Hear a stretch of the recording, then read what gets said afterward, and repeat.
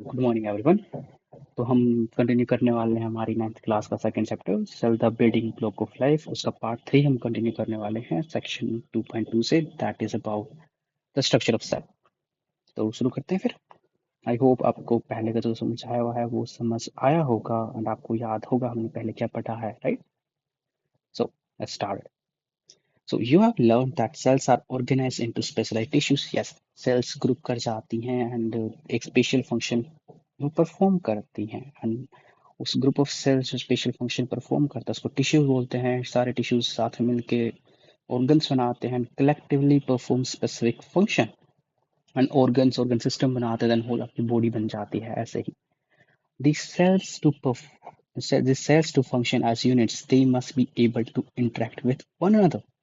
Yes, अगर कोई चीज साथ में मिलके काम करना चाह रही है तो उन्हें पता होना चाहिए कि वो एक दूसरे से कैसे कम्युनिकेट करें, राइट? अगर उन दोनों के बीच लेट्स से कि हमारे पास दो सेल्स हैं, राइट? हमारे पास like n number of cells हैं ऐसे।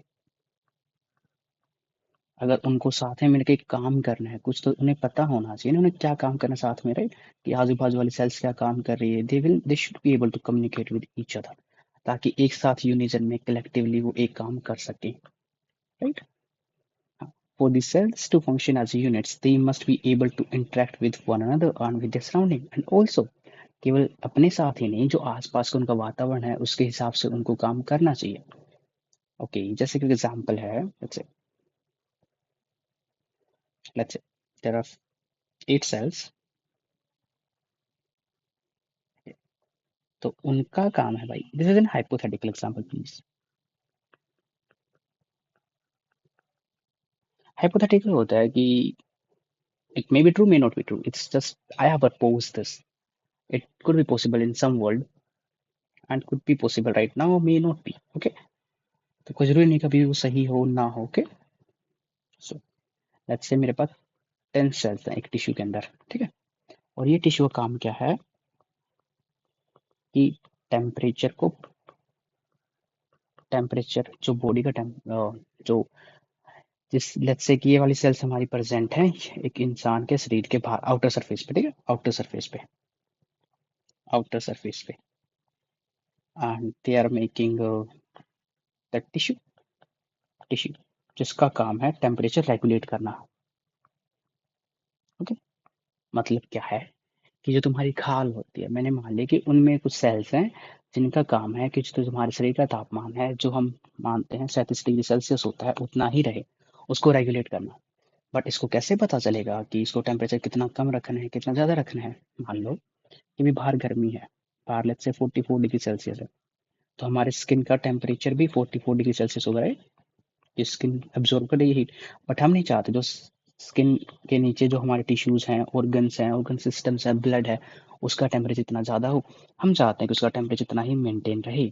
तो ये क्या करेंगे, आपस में एक दूसरे को सिग्नल देंगे। पहले बाहर से सिग्नल लेंगे, ओके बाहर टेम्परेचर बहुत ज़्यादा है, फिर एक दूसरे से बातचीत करेंगे, ओके ऐसे ऐसी बात है कि टेम्परेचर बहुत ज़्यादा है, हमें कुछ तो करना पड़ेगा। तो जब बहुत ज़्यादा गर्मी हो जाती है हम क्या करते हैं, वी स्टार्ट स्वेटिंग, राइट? हमें पसीना आने लग जाता है, राइट? हमें स्वेटिंग होती है, जो हमारा पसीना होता है वो इवेपोरेट होता है, लाइक सूख जाता है, राइट? भाप बन जाता है। हाँ, उससे हमें कूलिंग महसूस होती है।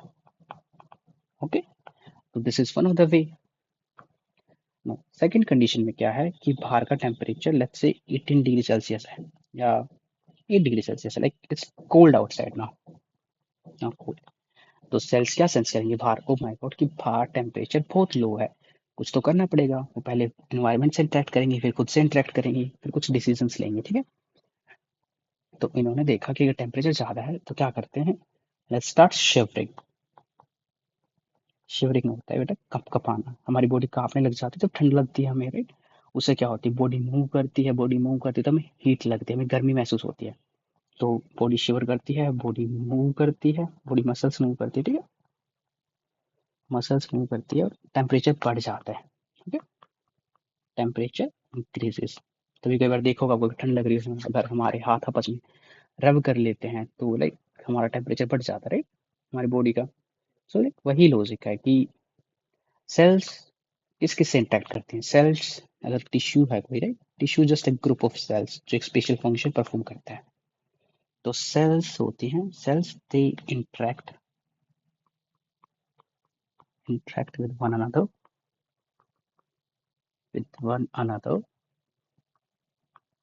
जो एक दूसरे के साथ में इंटरेक्ट करती हैं, एक दूसरे से कम्युनिकेशन करती हैं, and they also interact with the environment. They also interact with the environment. With the environment. कि जो बाहर माहौल है, मौसम है, बाहर का जो तापमान है, बाहर भी जो भी कंडीशन है बाहर वातावरण में, उन सब से वो इंटरेक्ट करती हैं। फिर उसके हिसाब से आपस में बातचीत करके कुछ डिसीजंस मेक किए जाते हैं। तो बहुत कॉम्प्लिकेटेड प्रोसेस होता है, बहुत फास्ट होता है, like with the speed of light हमारी बॉडी में हो जाता है ये सब चीजें। These interactions occur at the cell boundary. तभी इंटरेक्शंस होते हैं with environment with other cells. वो कहाँ कर करते हैं बेटा, कहाँ होते हैं? एट द सेल बाउंड्री, जो सेल की बाउंड्री होती है ना उस पे, वे substances move between the cells and their external environment. Okay, मतलब क्या है कि जैसे सेल है, ठीक है, मेरे वाले सेल है, तो इंटरेक्शन दूसरी सेल है, तो इनकी बाउंड्रीज के बीच में इंटरेक्शन होगा कुछ ना कुछ। मैसेज यहाँ, मैसेज यहीं से एक्सचेंज होगा, क्योंकि मैसेज होगा। Okay, let's say this my other cell organelles, there is the cell organelles. They could be anything, okay? That's the hypothetical diagram. Now, अगर एनवायरनमेंट से इंटरेक्शन है बेटा, वो भी सेल के सरफेस से ही होगा। तो जितने भी इंटरेक्शन है वो कहाँ से होंगे? सेल के सरफेस से। कोई सेल एक दूसरे सेल से कम्युनिकेट करने के लिए केमिकल सब्सटेंस का यूज करती है, मैसेंजर्स का यूज करती है, हार्मोन्स का यूज करती है, right? They have use substances, right? Substances move between the cells and their external environment. Yes, even single-celled organisms exchange materials and response to their environment through the cell membrane. Now, even अगर कोई organism जिसके एक ही cell से बना, तो भी bacteria है, ठीक है, एंड वो क्या करता है, वो एक्सचेंज करता है मटेरियल को, इंफॉर्मेशन को, किसके साथ? एनवायरनमेंट के साथ, ठीक है। एंड किसके थ्रू करता है? हमेशा अपनी सेल मेम्ब्रेन, जो सेल की आउटर लेयर है उसके साथ। One of the outer layer depend करता है, अगर बैक्टीरिया है, it's not the outer most layer but it's outer layer. उसके बारे में हम पढ़ेंगे, ठीक है, इस चीज के बारे। सेल मेम्ब्रेन, ठीक है, अगर हम नेक्स्ट सेक्शन पढ़ने वाले हैं cell membrane, the universal feature of a cell.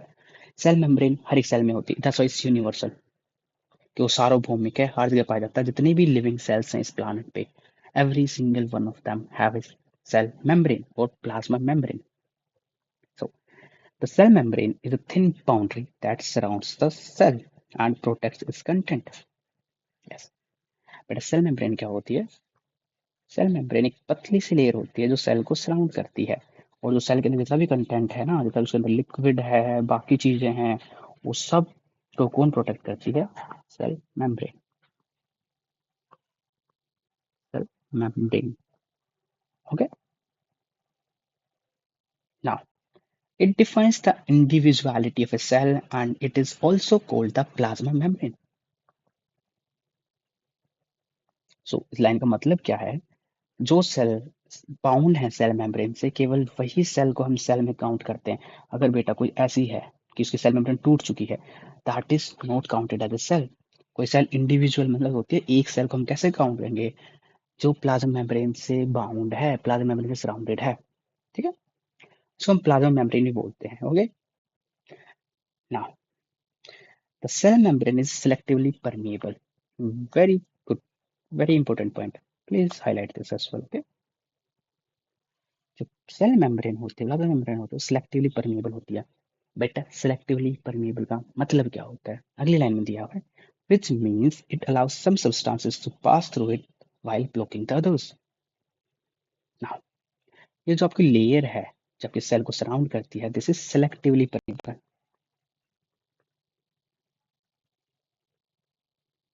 Selectively permeable मतलब कि केवल कुछ चुनिंदा पदार्थों को, चीजों को अपने अंदर आने देती है, बाकी को ब्लॉक कर देती है। दैट्स व्हाई वो खाना हो सकता है, वो पानी हो सकता है, वो भी चीजें हो सकती हैं, राइट? कुछ केमिकल सब्सटेंसेस जिसके थ्रू वो कम्युनिकेट करती हैं दूसरी सेल से। Now you have learned how oxygen and carbon dioxide move across the membrane of alveoli in lungs, right? हमने क्लास 7 में पढ़ा था चैप्टर 9 में, how does the structure of cell membrane in cells of alveoli control the movement of substances across it. क्या होता है जो हमारे लंग्स होते हैं, हमारे फेफड़े होते हैं।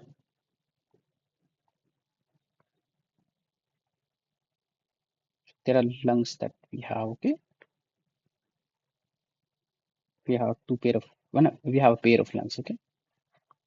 और हर एक लंग्स में क्या होते हैं, सब ब्रांचेस होते हैं, and at the tip of branches छोटे छोटे ब्लब ऐसे ना थैले जैसे स्ट्रक्चर्स होते हैं, उनको एल्वियोलाई सेल्स बोलते हैं, ओके? तो जो ऐसी एल्वियोलाई होते हैं, ऐसे थैले जैसे, ओके?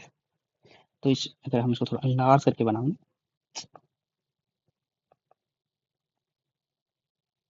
क्या, तो जो सरफेस होता है ना एल्वियोलाई का, जो छोटी छोटी सेल्स होती हैं, छोटे छोटे सेक्स होते हैं, सेक मीन्स बेटा थैला, दिस वर्ड हम talking about sec.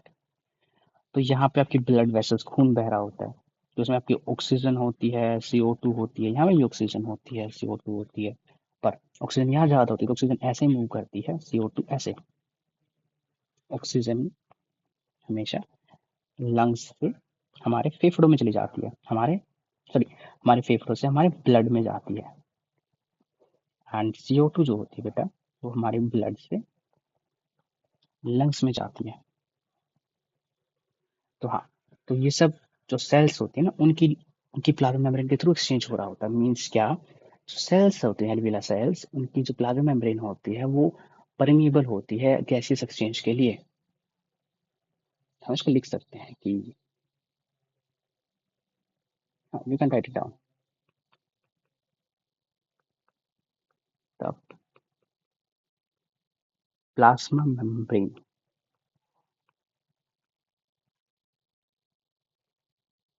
Of alveoli are permeable to CO2 oxygen exchange, right? वो CO2 और O2 को पास होने देती है, that's why. Now let us do an experiment, okay? With the help of kitchen knife, carefully cut the potato into two pieces roughly of equal size. हमने क्या किया, हमने चाकू लिया, हमारे पास आलू था, हमने उसको इक्वल पार्ट, दो इक्वल हिस्सों में काट दिया, एक हमने ए लिया, एक हमने बी लिया, ठीक है ना? बिफोर पुटिंग दम इनटू द वाटर, और उन पे एक्सपेरिमेंट करने से पहले हमने उनका वेट किया, ठीक? Measure and record the initial weight of both the pieces. तो हमने जो टुकड़े बनाए, चार कुटके या फिर हम क्यूबॉइडल या क्यूबिकल, जो जिस भी शेप का आपको अच्छा लगता है, बट दोनों सेम होने चाहिए, ये ध्यान रखना।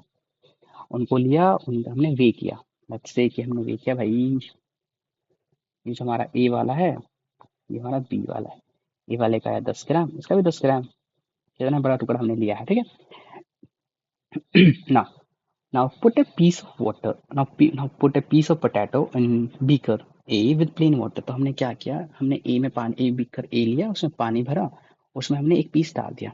Now put the other piece of potato in beaker B with 20% salt solution or sugar solution. तो अब हमने दूसरे साथ क्या किया, दूसरे को हमने क्या किया, और बीकर लिया, उसमें हमने क्या किया, 100 ml पानी डाला, और 20 ml हमने चीनी डाल दिया, नमक डाल दिया, तो वो 20% उसका घोल बन जाए, नमक का पानी या फिर चीनी का पानी, और उसमें हम दूसरा पोटैटो का पीस डाल दिया, और फिर हमने उन दोनों को रख दिया। We leave them undisturb for about an hour, और until you notice a visible change in the size of the pieces. फिर हमने उसको कुछ टाइम पे छोड़ दिया, जैसे हमने ओवरनाइट छोड़ दिया उनको, ठीक। फिर अगले दिन आके हम देखते हैं कि कुछ तो चेंजेस दिख रहे हैं दोनों में, तो हमने निकाला उनको, right. Then we measure and record the final weight of each other. हमने ओवरनाइट उनको रखा और निकाल के देखा कि उनके वेट में कुछ फर्क आया नहीं आया। एक जो केवल सादे पानी में हमने आलू का पीस रखा था, एक जिसको हमने नमक के पानी में रखा था, बेटा कुछ तो फर्क आएगा, राइट ना? You calculate the differences between their initial and final wait. तो तुम्हें पता चलना चाहिए कि जो इनिशियल एंड फाइनल वेट था उसमें क्या फर्क आया, कि वेट बढ़ गया, वेट कम हो गया, अरे इनिशियल वेट अपना कितना था, 10 ग्राम दोनों का, पर जो फाइनल वेट था पूरी रात रखने के बाद, उसको ओवरनाइट रखने के बाद, उसमें क्या फर्क आया, तुमने क्या देखा? हमने देखा जो केवल सादे पानी में हमने हमारा आलू का पीस डाला था वो फूल जाता है, the potato pieces swells in beaker A, ठीक है, मतलब फूल गया, इसमें पानी आ गया है, तो पहले केवल 10 ग्राम आलू था, अभी पानी भी आ गया है, लेट्स से कि आपने मेजर मेजर किया, 12 ग्राम का हो गया भाई। एंड पोटैटो बी, फ्रिज जो बी बीकर में जो पोटैटो रखा हुआ था, आलू रखा हुआ था बेटा, वो सिकुड़ जाता है नमक के पानी के घोल में। ओके, तो हमने देखा उसका वेट था 7 ग्राम। तो हमने क्या देखा, इसका +2 ग्राम बढ़ गया वेट, इसका -3 ग्राम वेट कम हो गया है। मतलब 3 ग्राम वेट कम हो गया, इसलिए मैं -3 दिखा रहा हूँ। कि हमेशा कैलकुलेशन कैसे करते हैं, डिफरेंस हमेशा हम ऐसे कैलकुलेट करते हैं। Final value minus initial value, initial value. तो इनिशियल वैल्यू दोनों में 10 थी, पर जिसमें स्वेल हुआ उसमें वो 12 है, जिसमें वो श्रिंक हुआ उसमें वो 7 है। तो as you can see it's +2, it's -3, means 3 gram weight कम हो गया, 2 ग्राम वेट बढ़ गया। एग्जाम्पल हाइपोथेटिकल था, मे बी आपके केस में भी 4 ग्राम हो सकता है, आधा ग्राम हो सकता है, कुछ हो भी ना। क्योंकि अगर आपका में भी आलू खराब हो या फिर पानी में अब अच्छे से सोल्यूशन बनाया नहीं है आपने, there's, there are various possibilities for this. Okay, now what do we infer, हमने क्या समझा, हमने क्या निकाला इससे, हमारा जो फाइंडिंग्स थी हमारी, राइट, वो क्या था। what do you expect in terms of change in their weight? Okay, the weight of potato piece in beaker A has increased because वो फूल गया है, तो of course उसका weight increase हो गया है, while the weight of potato piece in the beaker B has decreased। जो B number की बीकर में पोटैटो रखा हुआ था, आलू रखा हुआ था बेटा, वो श्रिंक हो गया, तो उसका वेट भी कम हो गया, मतलब उसमें से पानी बाहर निकल गया, सीधी सी बात है। This happens because the cell membrane allow water to move in and out of the cell, but not the sugar and salt molecules. Very good line. जो सेल मेम्ब्रेन होती है, it allows water to move in and out of the cell, but not sugar and salt molecules. जो हमारी plasma membrane होती है, cell membrane होती है बेटा, केवल पानी को सेल के अंदर आने देती है, सेल के बाहर जाने देती है, पर जो सोल्ट मॉलिक्यूल्स हैं या फिर हमारी जो चीनी है उसको हमारी सेल के अंदर नहीं आने देती है। ओके, ना पहले केस में क्या हुआ, water moves from area. Okay, so पहले केस में क्या हुआ, बाहर रेन वाटर सेल के अंदर घुस गया, तो सेल फूल गई, तो हमारे आलू फूल गया। दूसरे केस में क्या हुआ, कि जो आलू के अंदर पानी था ना सेल्स के अंदर, वो बाहर निकल गया, ठीक है, इसलिए वो सिकुड़ गई, सिकुड़ गई। Okay, now water moves from an area with more water and less solute solution to an area with less water more solute। Okay, हम इसके बारे में बात करते हैं, चलिए, don't worry. Okay, I hope you know what solute and solvent are. If you don't, then don't worry, we'll talk about it. Solution, solution दो चीजों का मिलकर बना होता है बेटा, solute and solvent। सॉल्यूशन मतलब का घोल, केवल मतलब पानी, चीनी का घोल, राइट, नींबू का पानी, राइट, एंड नमक का घोल। मतलब आप क्या करते हो, मैंने बोला कि आप ओ आर, लत से कि किसी को डिहाइड्रेशन हो गया है, डॉक्टर ने बोला आप ओ आर एस पीजिए। अगर ओ आर एस नहीं तो एक चम्मच, एक स्पून आप नमक ले लीजिए एंड उसको एक गिलास पानी मिला के पी लीजिए, salt plus 1 glass of water, and आपका एक सॉल्यूशन बन जाएगा, आपका सोल्ट सॉल्यूशन बन गया। ओके, आपका नमक का पानी बन गया।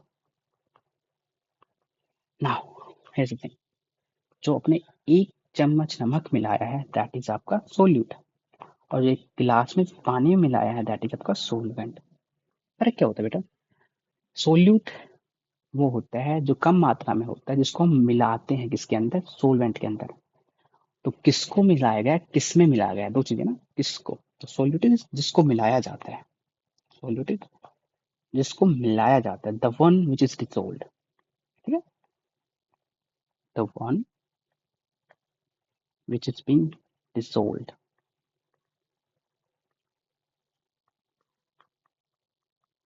एंड जो आपका सोलवेंट होता है बेटा, जिस चीज में उसको मिलाते हैं, पानी में मिला रहे हैं तो पानी इज अवर सोलवेंट, एथेनॉल में मिला रहे हैं, दारू में मिला रहे हैं, तो that is our solvent. Okay, so the one in which it is something is being dissolved, the one which dissolves solute। okay, जो सोल्यूट को घोल लेती है। एग्जाम्पल आता है, देखो और चीज डिस्कस करते हैं एक बार, ठीक है अपन। एक है रवि, एक है रीमा, हमारे पास क्लास में 2 बच्चे मेरे पास। ओके, तो मैंने इनको बोला बेटा क्या करना, कि रवि तुम केवल 1 स्पून सोल्ट की लेना, नमक की लेना, और 200 ml जो पानी है मेरे पास, या 100 ml पानी का गिलास है, उसमें आप मिक्स कर दो। मैंने रीमा को क्या बोला, बेटा आप 2 स्पून लेना नमक की, और 200 ml पानी के गिलास में मिक्स कर दो। एक बात बताओ, इनमें से नमक किसमें ज्यादा है? ऑफ कोर्स 2 चम्मच आपने नमक मिलाया, तो ऑफ कोर्स जो रीमा का सोल्ट सॉल्यूशन है वो ज्यादा खारा होगा, ज्यादा सोल्टी होगा, राइट? राइट। इसमें सोल्ट थोड़ा कम होगा, कम नमकीन होगा, तो ये इसकी सोल्ट कंसंट्रेशन ऑफ कोर्स ज्यादा है, इसकी सोल्ट कंसंट्रेशन कम है। कंसंट्रेशन होता है बेटा मात्रा, हम काइंड ऑफ बोल सकते हैं, ठीक है? तो जिसमें नमक की मात्रा ज्यादा है उसको हम कंसंट्रेटेड सॉल्यूशन बोलते हैं।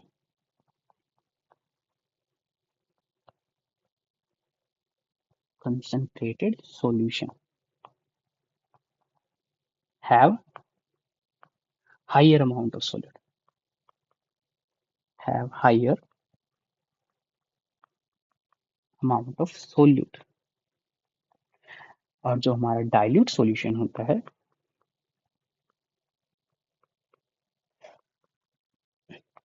Have lower amount of solute.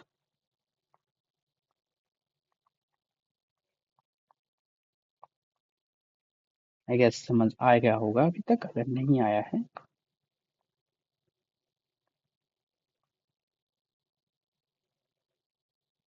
चलो एक और एग्जांपल लेते हैं, थोड़ा सिंपल और चीजें सिंप्लीफाई करते हैं। अब मैंने क्या बोला कि बेटा रवि ने क्या किया, रवि ने 90 पानी की बोतलें ली, वाटर बोटल्स वी कैन से। रवि ने so what Ravi did is he took 90 water bottles, okay, and he took 10, let's say किसी भी bottle, soft drinks, soft drinks। Reema ने क्या किया बेटा, 80 वाटर bottles ली एंड 20 सॉफ्ट ड्रिंक्स ली। टोटल नंबर दोनों का सेम है, राइट? 100 and 100, 100 and 100। अगर मैं आपसे पूछता हूँ पानी किसके पास पानी ज्यादा है, पानी की बोतलें किसके पास ज्यादा है, ऑफ कोर्स आप कहोगे कि Ravi has more, Reema has less, है ना? एंड मैं अगर पूछता हूँ कि किसका सॉल्यूशन ना, अगर ये मान लो कि आपका ये पानी की बोतलें हैं, ये आपका सोलवेंट है, ये आपका जो सॉफ्ट ड्रिंक्स हैं वो आपकी सोल्यूट है, और जब ये टोटल मिला के बोतलें हैं वो आपका सॉल्यूशन है। तो मैं पूछता हूँ सोलवेंट किसके पास ज्यादा है, आप बोलोगे रवि के पास। मैं पूछता हूँ सोल्यूट किसके पास ज्यादा है, आप बोलोगे रीमा के पास। मैं पूछता हूँ डाइल्यूट सॉल्यूशन किसका है, मतलब डाइल्यूट सॉल्यूशन जिसमें सोल्यूट कम होता है। सोल्यूट इसके पास केवल 10 बोतल हैं, इसके पास 20 बोतल हैं, तो ऑफकोर्स डाइल्यूट सॉल्यूशन किसका है, रवि का। एंड कंसंट्रेटेड सॉल्यूशन किसका है, रीमा का।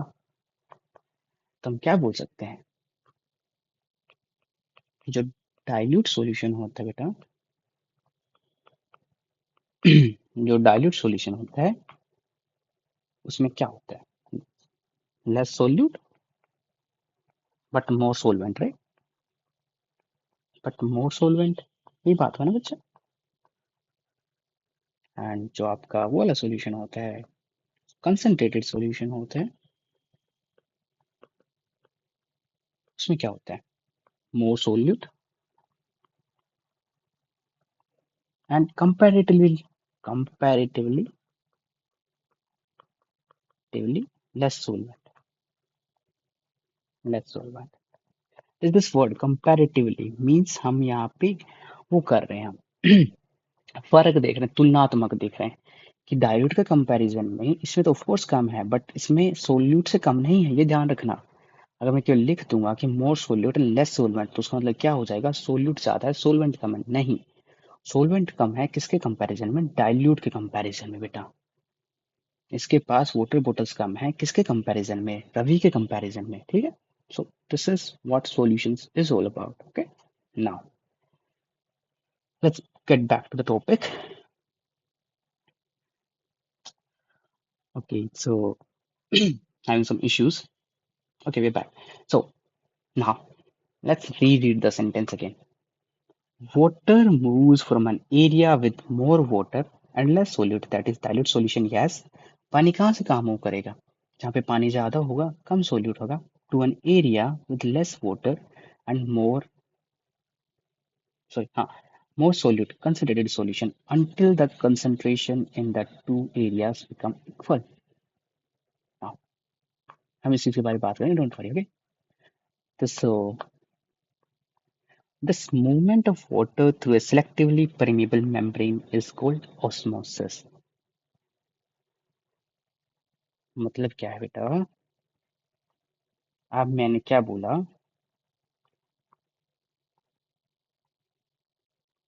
कि मैंने दो टैंक बना दिए, ठीक है? तो मैंने बड़े बड़े टैंक बना दिए.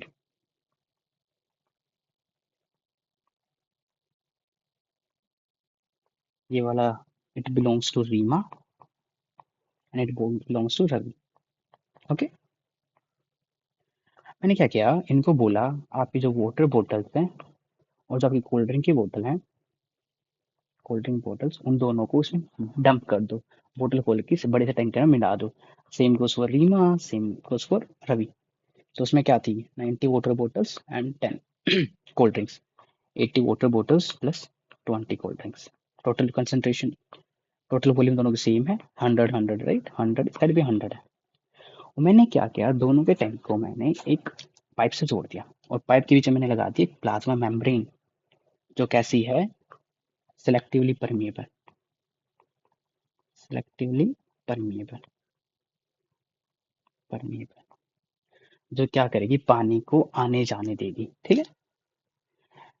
एंड क्या होगा, जब हम इसको, मैंने यहाँ पे टैप लगा रखा, एक बैरियर भी लगा दिया, इसको मैं ओपन करूंगा तो चीजें आपस में मिक्स हो सकती हैं.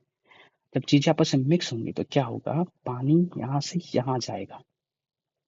यहाँ पे पानी ज्यादा है, यहाँ पे पानी कम है, तो पानी कहाँ से मूव करेगा, डाइल्यूट सॉल्यूशन से, डाइल्यूट सॉल्यूशन से कंसंट्रेटेड सॉल्यूशन की तरफ. मतलब पानी कहाँ से कहाँ मूव होता है, जहाँ पे पानी के अमाउंट ज्यादा है, from higher amount of water, higher amount of water to lower amount of water,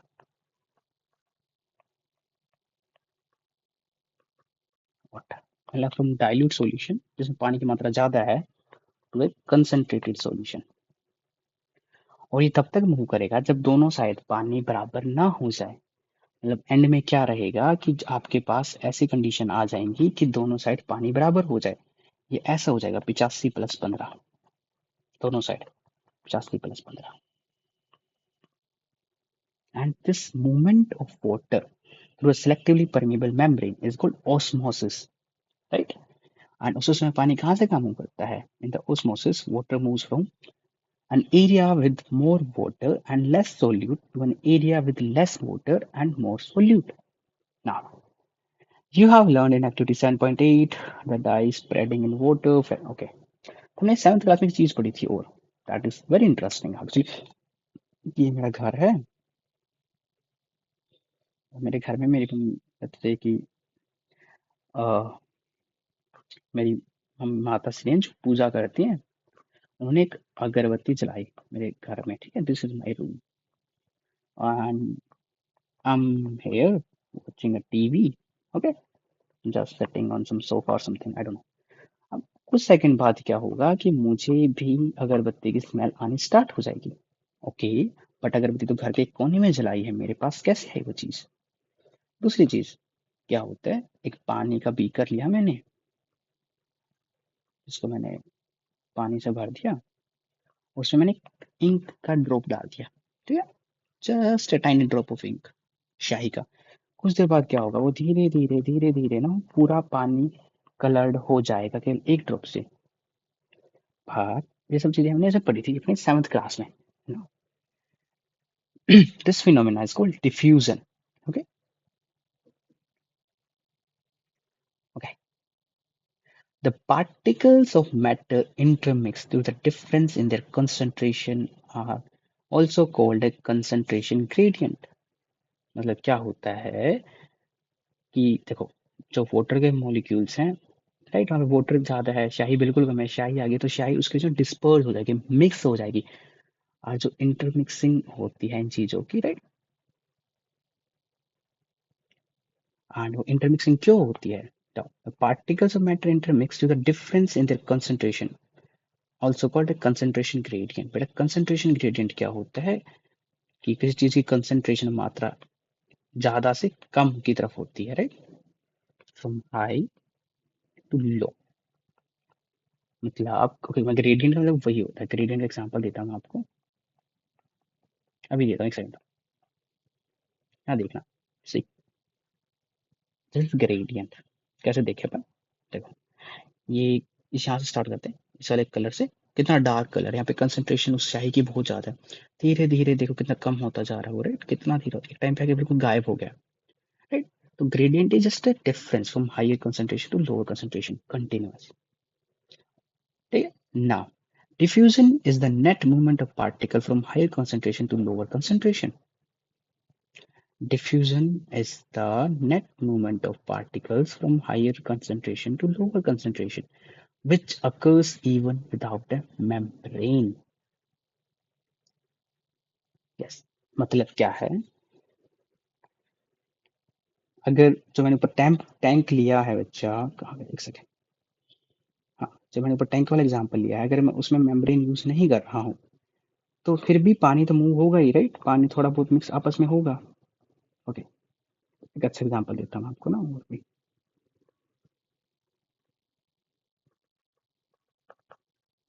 आपके पास एक टैंकी है, टैंक है, ठीक है, वाटर टैंक है, जो पूरा भरा हुआ है। आपने एक पाइप लगाई यहाँ से, एंड आपको क्या करना है, पौधों में पानी देना है, ठीक है। यहाँ पे आपका वो है, वाटर होस है, केवल पानी टैंक में है, पानी टैप यहाँ पे बिल्कुल नहीं है। आप टैप ओपन करोगे, पानी यहाँ से यहाँ अपने आप मूव करेगा, क्यों? क्यों मूव किया भाई? पानी तो केवल यहीं पे रहना चाहिए था, पर अपने आप मूव करता है, क्यों? कि यहाँ पे पानी की कंसंट्रेशन बहुत ज्यादा, पानी की मात्रा बहुत ज्यादा है, यहाँ पे बहुत कम है, तो चीज अपने आप मूव करती है। एक और एग्जांपल, अगर आप ऐसी किसी पहाड़ी के ऊपर से अगर किसी गेंद को लुढ़का देते हो, तो वो अपने आप नीचे आती है, क्योंकि यहाँ पे पोटेंशियल एनर्जी ज्यादा थी, यहाँ पे पोटेंशियल एनर्जी कम है, तो अपने आप मूव करती है। ओके, सो या टेम्परेचर हमेशा हाई टू लो डिग्री जाता है, अपने आप जाता है, अगर चीजें मूव कर रही हैं। ओके, एग्जाम्पल देता हूँ मैं, एक बलून है, लेट्स से, किसका बर्थडे बनाया आज? शिवान का बर्थडे है। तो क्या किया, there is a person, there is Riya, there is Rohit, and there is Sachin, okay. ये चारों अच्छे दोस्त हैं शिवान के, तीन या इनका चारों का ग्रुप है। तो चलिए बर्थडे प्लान करते हैं, बलून्स फुला के रखते हैं ना। एक बलून ऐसे बाहर रखा हो टेबल पे, क्या वो अपने आप फूल जाएगा? क्या वो अपने आप फूल जाएगा? नहीं, कभी नहीं होगा, क्योंकि लगभग जो हवा की मात्रा है वो गुब्बारे के अंदर बाहर वो लगभग बराबर से ही है। बट जब आप फोर्स लगा के गुब्बारे को फुला देते हो, अब गुब्बारा फूल गया, आपने यहाँ पे टाई कर दिया, आप क्या होगा, कंसंट्रेशन यहाँ पे एयर की बहुत ज्यादा होगी बाहर के कंपैरिजन में। तो अगर आप गुब्बारा खोल देते हो, तो हवा बाहर की तरफ मूव कर जाती है अपने आप, right, that is diffusion. Because concentration difference है, मात्रा में फर्क है। Now, osmosis is the diffusion of water across a selectively permeable membrane. Osmosis तो वही है, बट वहां पे एक एक्स्ट्रा मेम्ब्रेन आ जाती है, ठीक है? In plants, water from the soil enters the root by the process of osmosis. You can remember this as an application of osmosis कि कहाँ पे use होती है osmosis. Plants होते हैं, water from the soil enters the root cells by this process osmosis, कि जड़ें पानी लेती है, राइट, प्लांट में। तो मान लो कि बाहर ओके, समझते हैं फिर से, this is my plant, these are its roots, okay. Okay, ये मिट्टी के अंदर ऐसे लगा हुआ है, मिट्टी के चारों तरफ ना पानी पानी है, पानी की नमी है, बूंदे हैं। अब देखो, मेरी जड़ें सूखी पड़ी हैं, इनके अंदर पानी नहीं है, बाहर पानी है, तो अभी पानी बाहर है, ज्यादा है तो कहाँ मुंह करेगा, जहाँ पे पानी कम है, किसके थ्रू मूव करेगा? सेल मेम्ब्रेन के थ्रू। तो किससे होता है? ऑस्मोसिस से। I hope it makes sense. Now, moong dal, moong bean seeds are kept in concentrated solution after soaking in water for 12 hours. What will you think will happen? क्या होगा कि हमने जब मूंग दाल ली, हमने उसको 12 घंटे के लिए पहले पानी में भिगोया, फिर हमने उसको पानी के सॉल्यूशन में डाल दिया। क्या होगा उसके साथ? Think about it, let me know. Okay, now चलो अभी यहाँ पे पढ़ते हैं। हम पार्ट 3 यहीं पे कंक्लूड करेंगे एंड इसके बाद हम पार्ट 4 यहाँ से स्टार्ट करेंगे। मैं थोड़ा डेप्थ में चला जाता हूँ, मुझे लगता है कि चीज़ अच्छे से समझ में आए तो अच्छा रहता है चीज़ों को। हम ऐसे बुक पढ़ रहे हैं, हम समझना, we are just trying to understand it. मैं कोई यहाँ पे वो नहीं कर रहा, क्या बोलते हैं उसको, I'm not teaching you by the PPTs and to the point exam के जो चीजें याद करनी नहीं, हम समझ रहे हैं, साथ में चीजों की समझ बना रहे हैं। Okay? So just imagine a cell is kept in a salt or sugar solution of different concentration. ठीक है? मान लो कि चलो हम इसको सेल से नहीं समझेंगे, हम इसको किशमिश से समझेंगे। ओके, किशमिश हमारी सेल है। ठीक है, तो हमने पानी लिया, उसमें 3 सेल रखती किशमिश रखती, और हमने पानी में इतना नमक मिलाया, जो सोल्ट कंसंट्रेशन है एक्स्ट्रा सेलुलर मीडियम की, that is equal to the solute concentration of intracellular medium. मतलब क्या? जितनी नमक की मात्रा मेरी किशमिश के अंदर है, नमक की और चीनी की, उतनी नमक चीनी की मात्रा बाहर के पानी के अंदर है। मतलब क्या? इंटरसेल्यूलर होता है बेटा जो सेल के विद इन होता है, अंदर होता है, जो किशमिश के अंदर है। एक्स्ट्रा सेल्यूलर जो होता है जो सेल के बाहर है। ठीक है, तो जितना पानी में नमक और चीनी मेरी सेल के अंदर है, किशमिश के अंदर है, उतनी ही मेरी नमक और चीनी मेरे बाहर जो गिलास में, जैसे भगोने में, जैसी चीजें मैंने इसको डाल रखा है, सोख कर उसी में है, और मैंने इसको रात भर के लिए छोड़ दिया। तो क्या होगा इसके साथ? तो मेरी कास्ट किशमिश के साथ क्या होगा, इसके बारे में पढ़ेंगे। दूसरा केस क्या है? ऐसे सॉल्यूशन को हम क्या बोलते हैं? Isotonic solution. Always remember. Okay, दूसरा क्या है? जो solute concentration of extracellular medium that is less than the solute concentration of intracellular medium. This solution is called hypotonic. Hypo means होता है less, iso means होता है same। सेकंड केस क्या हुआ कि अभी जितना नमक मेरी सेल के अंदर है, मेरी किशमिश के अंदर है, नमक और चीनी, क्योंकि मीठी होती है किशमिश, उससे कम जिस पानी मैंने रखी उसमें है। मतलब बाहर जो पानी में जिसे मैंने किशमिश भिगो के रखी, डुबा के रखी है, उनमें नमक और चीनी कम है कंपैरेटिवली जो मेरी किशमिश है।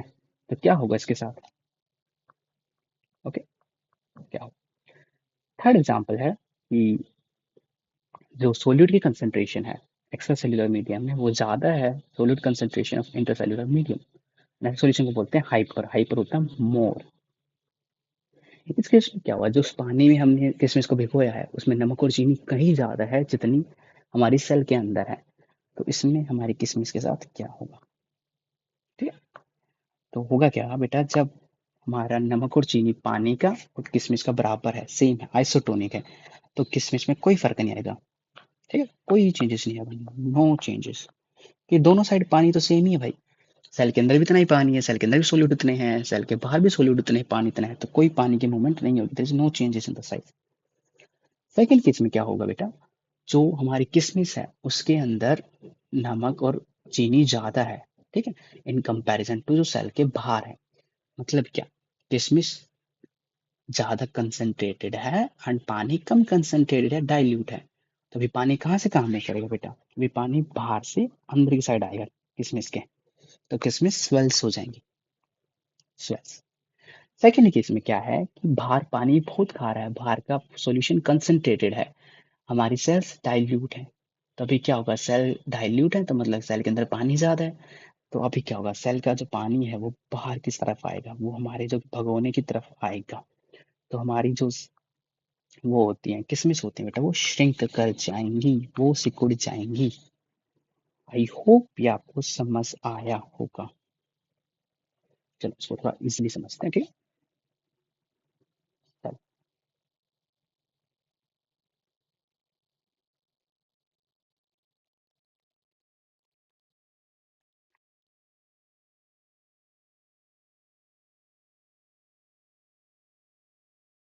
पहला केस, जब हम सेल को, जो पहला केस है, जब हमारी सेल है उसको हमने प्लेस किया आइसोटोनिक सॉल्यूशन में।